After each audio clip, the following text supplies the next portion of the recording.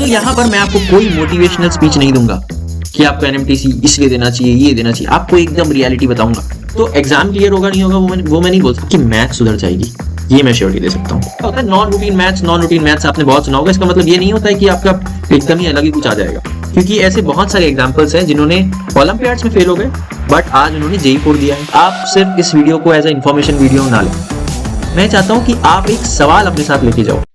पिछले कुछ सालों में मैंने क्लास 8 से 12 तक के स्टूडेंट्स को पढ़ाया है और मैंने एक चीज सभी जगह कॉमन देखी है, दैट इज क्लास 8 का स्टूडेंट पूछता है कि क्या मैं स्लो हूं।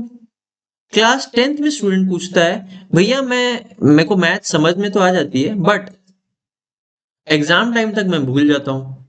क्लास 11-12 में स्टूडेंट आके कहता है कि क्या मैं मैथ्स टाइप का स्टूडेंट भी हूं। अब यहां पर प्रॉब्लम मैथ्स में नहीं है, यहां पर प्रॉब्लम है उनके सोचने के तरीके में। और इसी तरीके को बदलने के लिए एक एग्जाम कंडक्ट कराया जाता है जूनियर लेवल से लेके सीनियर लेवल तक।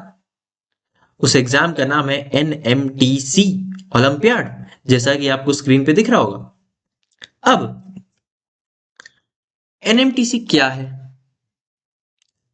एनएमटीसी एक ऐसा एग्जाम है जो कि आपकी थिंकिंग लेवल ये सबको बहुत इंक्रीज करता है, राइट। अब होता क्या है कि ये एनएमटीसी का नाम सुनते ही आप लोग को लग रहा होगा ये तो हमारे बस की बात ही नहीं है, ये तो टॉपर्स और जीनियस लोगों की बस की बात है, right. But it's not that way.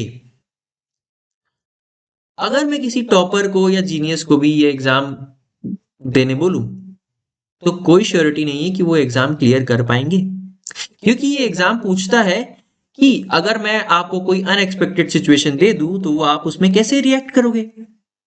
तो उसके लिए तो कोई टॉपर होने की नीड ही नहीं है। ये एग्जाम जो है आपको एक स्किल सिखाता है, लॉजिकल थिंकिंग की, प्रॉब्लम सॉल्विंग की, राइट। अब आप लोगों ने सुना होगा कि ये मैथ्स जो आप लोग अभी स्कूल में पढ़ रहे हैं वो कहाँ काम आएगा आपकी लाइफ में। बट अगर आप वही मैथ्स को एनएमटीसी के हिसाब से प्रेप करें तो आपकी स्किल्स डेवलप हो जाएगी और वो आपकी लाइफ में डेफिनेटली काम आएगी। ठीक है, तो चलिए आज की वीडियो की शुरुआत करते हैं। आज की वीडियो में हम देखेंगे कि what exactly is NMTC, NMTC है क्या, किसको देना चाहिए, लेवल सिलेबस क्या है, रजिस्ट्रेशन की रियलिटी क्या है, क्या क्या मिथ्स है एनएमटीसी के बारे में, क्या हो जाएगा अगर मैं फेल हो जाऊंगा, क्या हो जाएगा अगर मैं पास हो जाऊंगा, है ना। सबसे पहले बात करते हैं एनएमटीसी क्या है। एनएमटीसी क्या है? एनएमटीसी का फुल फॉर्म है नेशनल मैथमेटिक्स टैलेंट कॉन्टेस्ट। ये कोई कोचिंग एग्जाम नहीं है, ये कोई स्कूल का कोई एग्जाम नहीं है, ये एक ओलंपियाड एग्जाम है, ठीक है, जो कि आपकी लॉजिकल बेस्ड थिंकिंग को, आपकी सारी चीजों को चेक करता है। ये एक थिंकिंग बेस्ड एग्जाम है, ठीक है। और हम बोल सकते हैं कि ये आईयूकेएम का जो है वो छोटा भाई है। आईयूकेएम जैसा होता है वैसा ही है ये, और ये वही वही सारी चीजें टेस्ट करता है, लॉजिकल एनालिटिकल थिंकिंग और मेमोरी बेस्ड चीजें ज्यादा टेस्ट नहीं करता ये, ठीक है। अब सबसे इंपॉर्टेंट बात कि आपको एनएमटीसी क्यों देना चाहिए, क्या कारण है। तो यहां पर मैं आपको कोई मोटिवेशनल स्पीच नहीं दूंगा कि आपको एनएमटीसी इसलिए देना चाहिए, ये देना चाहिए। आपको एकदम रियलिटी बताऊंगा कि क्या मिलता है इससे। स्कूल एग्जाम में आपको पूछा जाता है कि क्या आपको याद है ना। बट यहां आपको पूछा जाता है कि आप कैसे सोच रहे हैं, ठीक है। तो सोचना सिखाया जाता है इस एग्जाम में आपको कि कैसे आपकी लॉजिकल एनालिटिकल थिंकिंग बढ़ेगी, ठीक है। और इस एग्जाम में एक और खासियत है कि आपको नेशनल लेवल एक एग्जाम का बहुत ही कम एज पे एक्सपोजर मिलेगा कि कैसे मैं नेशनल कॉम्पीट करूंगा, लाइक दैट, राइट।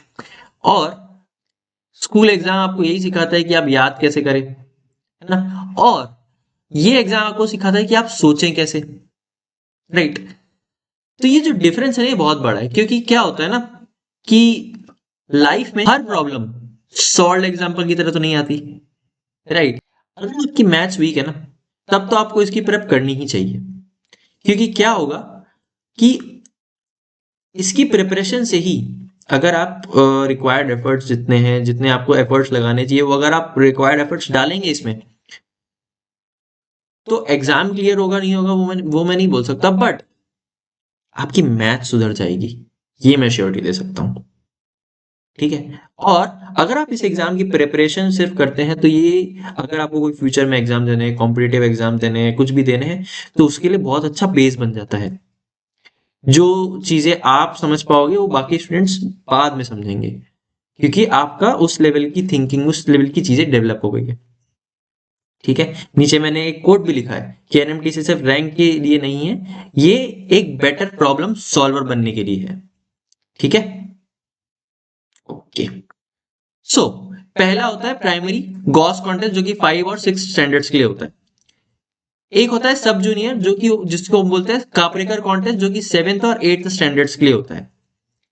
फिर आता है हमारा जूनियर, जो कि है भास्करा कॉन्टेस्ट, जो कि 9th और 10th स्टैंडर्ड्स के लिए होता है।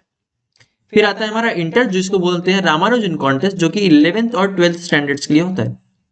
फिर होता है सीनियर एग्जाम, जो कि होता है आर्यभट्ट कॉन्टेस्ट, जो कि कॉलेज लेवल होता है। मतलब अगर आप कॉलेज में आपका first second third fourth year चल रहा है तो आप ये एग्जाम दे सकते हैं, राइट। अब गॉस कॉन्टेस्ट के सिलेबस क्या है हमारा? देखो, मैं तुमको सीधी सीधी बात बताऊं कि सिलेबस में ज्यादा कोई डिफरेंस नहीं होता है। इनिशियल लेवल्स पे सिलेबस पे ज्यादा डिफरेंस नहीं होता है, हाँ लेवल बढ़ते बढ़ते डिफरेंस बढ़ जाता है। जैसे कि हम फिफ्थ और सिक्स की बात करें तो फिफ्थ और सिक्स में नंबर सिस्टम और अर्थमेटिक, इसमें क्या है, नेचुरल नंबर्स है, होल नंबर्स है, फैक्टर्स, मल्टीपल्स है, डिविजिबिलिटी रूल्स है, LCM, HCF, fractions, proper improper, mixed, decimals and operation on decimals, ratio and proportions, percentages, profit and loss, simple word problems based on daily life. अब ये सब चीजें तो आप लोग स्कूल में पढ़ रहे हो, तो it's not a thing. Mensuration है, perimeter of basic shapes, area, square, rectangle, parallelogram, introduction to circles, ये सारी चीजें। ज्योमेट्री में lines and line segments, parallel and intersecting lines, angles, types of angles, angle measurement, properties of quadrilaterals, basic polygons.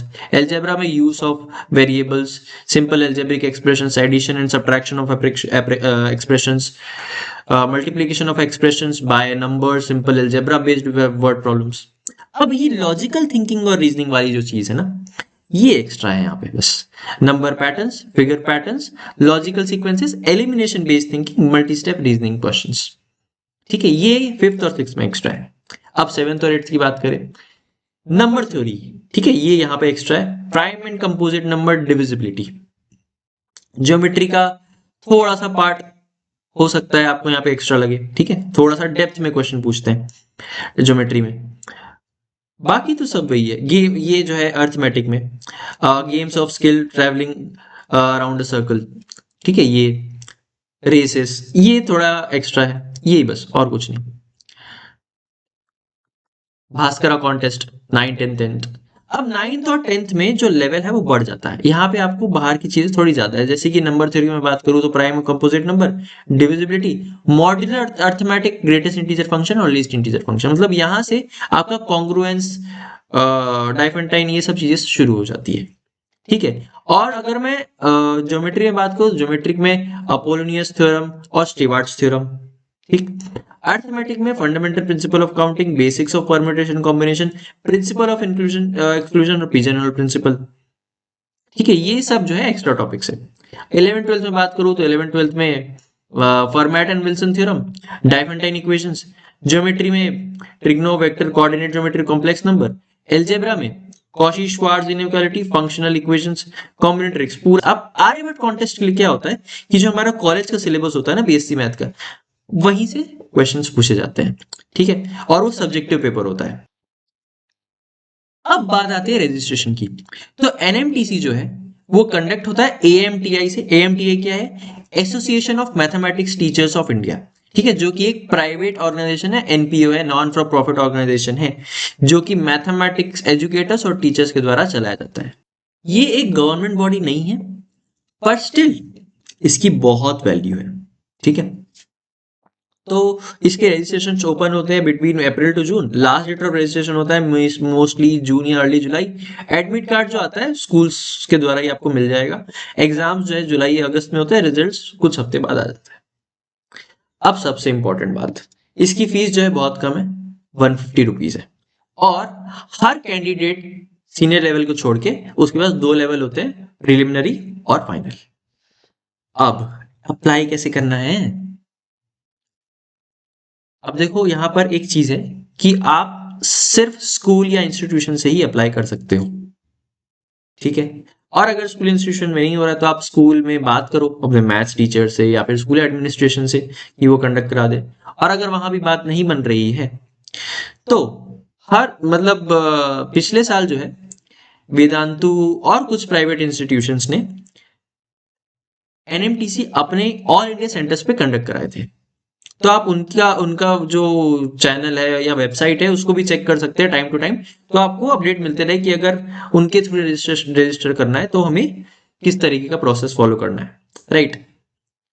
और NMTC की और कुछ exam updates वगैरह के लिए कि कब होने वाला है डेट्स वगैरह, वो सब के लिए आप एनएमटीसी की वेबसाइट amtionline.com चेक करते रहिएगा। कूल। नाउ लेवल्स क्या क्या होते हैं। अब देखो, सबसे पहला होता है प्रीलिमिनरी लेवल।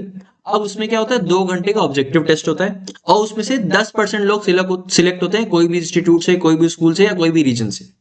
उसके बाद हम क्वालिफाई करते हैं फाइनल के लिए, ठीक है। सिलेक्टेड लोग फाइनल के लिए अपीयर करते हैं और वो 3 इयर्स का सब्जेक्टिव टेस्ट होता है, ठीक है। अब बात आती है मिथ की। सबसे पहला मिथ है कि एनएमटीसी जो है आउट ऑफ सिलेबस आ जाता है, एकदम ही आउट ऑफ सिलेबस, इसमें हमारा जो स्कूल का सिलेबस है वो इंक्लूड ही नहीं होता है। तो ऐसा नहीं है, ऐसी कोई बात नहीं है। एनएमटीसी जो एग्जाम होता है वो, हाँ, जब आपके लेवल्स बढ़ते हैं ना तो आपकी बाहर की चीजें बढ़ जाती है, बट इसका मतलब ये नहीं है कि एकदम ही आउट ऑफ सिलेबस होता है। अब क्या होता है, नॉन रूटीन मैथ्स आपने बहुत सुना होगा। इसका मतलब ये नहीं होता है कि आपका एकदम ही अलग ही कुछ आ जाएगा। इसका मतलब ये होता है कि आपका करने का मेथड अलग रहेगा, तरीका अलग रहेगा। क्वेश्चंस का लेवल थोड़ा सा डीप में पूछेंगे, वही क्वेश्चंस जो आपके एनसीईआरटी में दिए उसी को थोड़ा सा डीप करके पूछेंगे, थोड़ा सा और डीप में जाके, ठीक है। तो एनएमटीसी आउट ऑफ सिलेबस नहीं आता, सारी चीजें एनसीईआरटी की ही आती है, कॉन्सेप्ट को थोड़ा डीप करके पूछा जाता है। अब दूसरी बात, only toppers can clear NMTC, ऐसा कुछ नहीं होता है। टॉपर्स को अगर मैं बोल भी दूं अब एनएमटीसी क्लियर करने तो वो नहीं क्लियर कर पाएंगे, क्योंकि मोस्टली जो टॉपर्स जो अपना तरीका अपनाते हैं क्लास 8 तक, वो यही करते हैं कि या तो हम कोई पैटर्न है उसको रट लेते हैं या फिर एक फॉलोड स्टेप रहता है कि यहीं तक करना है, उनकी दुनिया वहीं खत्म हो जाती है, उसके बाहर वो जाते ही नहीं है, ठीक है। तो यहाँ पे ऐसा कुछ नहीं होता है कि सिर्फ टॉपर्स या जीनियस कर सकते हैं। आप आराम से प्रिपरेशन करके एनएमटीसी क्लियर कर सकते हैं। अब आपको बहुत सारा घंटे पढ़ने पड़ेंगे एनएमटीसी के लिए, ऐसा कुछ नहीं है। आप अगर अपने रेगुलर स्कूलिंग कर रहे हैं तो स्कूल के साथ ही आप रोज का 1-2 घंटा निकल के कुछ क्वेश्चंस, कुछ टॉपिक करेंगे तो आराम से ये चीजें हो जाती है। एनएमटीसी गारंटीज एडमिशन और स्कॉलरशिप नहीं, आईयूकेएम का छोटा भाई है, आईयूकेएम नहीं है। आईयूकेएम में भी आपको 1-2 लेवल क्लियर करने के बाद एडमिशन वगैरह की गारंटी मिलती है, बट यहाँ पर कोई गारंटी नहीं है, कोई स्कॉलरशिप नहीं है। बट हाँ, ये आपके एकेडमिक लेवल को बहुत अच्छा कर देगा, आपके लिए बहुत अच्छा अचीवमेंट होगा, आपके एकेडमिक रेज्यूमे में ये अच्छा पोजीशन आपको स्टैंड कराएगा। और रही बात स्कॉलरशिप की, तो स्कॉलरशिप में ऐसा है कि आप गारंटी नहीं है कि आपको स्कॉलरशिप मिल जाएगी, बट बहुत सारे कॉलेजेस, बहुत सारे इंस्टीट्यूशंस आपकी क्वालिफिकेशन देख के, एनएमटीसी आपने क्लियर किया है ये देख के स्कॉलरशिप दे देते हैं, ठीक है। अब अगर मैं फेल हो गया एनएमटीसी में तो देखो, सबसे पहली बात तो जब आप एनएमटीसी देने जाएं तो एक चीज अपने दिमाग में रखना कि अगर आप टॉपर भी हो ना तो भी आप ये चीज अपने दिमाग में रखना कि मैं ये प्रैक्टिस टेस्ट जैसे दे रहा हूं, ये एक नया टाइप का मैंने मैथमेटिक्स सीखा है, नए तरीके से करने का, बस उसको मैं दे रहा हूं, सिर्फ दे रहा हूं, अटेम्प्ट कर रहा हूं जिससे मेरा फायदा होगा। मैंने बहुत सारी चीजें सीखी है प्रिपरेशन के दौरान, अब मुझे जो भी चीजें वहां पर आएगी वो मैं लिखूंगा, नहीं आएगी वो नहीं लिख पाऊंगा, एज सिंपल एज दैट। अगर फेल हो गए तो कुछ नहीं है, तुम्हारा ही फायदा है, क्योंकि ऐसे बहुत सारे एग्जाम्पल्स हैं जिन्होंने ओलंपियाड्स में फेल हो गए बट आज उन्होंने जेई फोड़ दिया है, आज बहुत अच्छे अच्छे आईआईटीज में है, ठीक है। तो इसकी टेंशन मत लेना कि मैं ओलंपियाड्स में फेल हो गया। और मोस्ट ऑफ द स्टूडेंट्स है वो फेल ही होते हैं ओलंपियाड्स में फर्स्ट टाइम, ठीक है, क्योंकि नई नई चीजें होती है, लेकिन सीख के आते हैं कुछ ना कुछ नई चीजें। और इसकी प्रिपरेशन करने के बाद आपके स्कूल मैथ्स तो बहुत इजी लगेगी लॉजिक तरीके से। ठीक है, अगर आप पास कर लेते हो एनएमटीसी तो अगर आप पास कर लेते हो ना तो आपको रिकॉग्निशन मिलेगा, सर्टिफिकेट मिलेगा। इसके अलावा अगर आप फर्स्ट आते हो मतलब अपने कैटेगरी में, आपको 5000 रुपीज मिलती है। सेकंड आते हो तो 2500 रुपीज मिलती है, और कुछ कॉन्सोलेशन प्राइजेस रहते हैं, शायद थर्ड या फोर्थ को 500 रुपीज। ठीक है, और इसके बाद अमाउंट तो बहुत ज्यादा नहीं है, बट इसकी क्रेडिबिलिटी बहुत ज्यादा है। मतलब ये सर्टिफिकेट की, रिकॉग्निशन की बहुत ज्यादा क्रेडिबिलिटी है। ठीक है, इसका रिकॉग्निशन बहुत अच्छा रहता है, आपका रिज्यूमे बहुत स्ट्रांग हो जाता है इससे। आपकी प्रॉब्लम सॉल्विंग स्किल्स इंप्रूव हो जाती है सबसे पहले तो, क्योंकि आपने एनएमटीसी निकाल दिया तो आप प्रॉब्लम सॉल्विंग स्किल्स इंप्रूव हो गई। ठीक है, और कॉन्फिडेंस आपका अच्छा हो जाता है कि अगर आप 9-10 में आपने अगर एनएमटीसी निकाल दिया ना तो आपको कॉन्फिडेंस बूस्ट हो जाता है। मतलब अब आप नेक्स्ट स्टेप ले सकते हैं, मतलब आईयू की तरफ जा सकते हैं। राइट, है ना? ये आपको मोटिवेट भी करता है हायर लेवल एनएमटीसी एग्जाम के लिए। चीज और कि एनएमटीसी पास करना एक रिवॉर्ड नहीं है, बट प्रिपरेशन जो है रियल गेम होता है। सो आज हमने एनएमटीसी के बारे में बहुत सारी बातें की, पर मैं चाहता हूं कि आप सिर्फ इस वीडियो को एज ए इंफॉर्मेशन वीडियो ना लें। मैं चाहता हूं कि आप एक सवाल अपने साथ लेके जाओ। जब मुझे मैथ समझ नहीं आती, ठीक है, जब क्वेश्चन नया हो, जब सिचुएशन एकदम अनप्रिडिक्टेबल हो, तब मैं क्या सोचता हूं? I want you guys this answer, कि आप लोग सोचते क्या है जब ऐसी सिचुएशन आए। तो आप इस सवाल को सोचिए, थोड़ा सा टाइम दीजिए इस सवाल को और सोचिए, और इसका आंसर कमेंट बॉक्स पे लिखिए कि आपने क्या सोचा। अगर ऐसी सिचुएशन आती है तो आप क्या करते हैं जनरली, है ना? चलो, फिर मिलते हैं नेक्स्ट वीडियो में कुछ और नई इंफॉर्मेशन के साथ। ठीक है।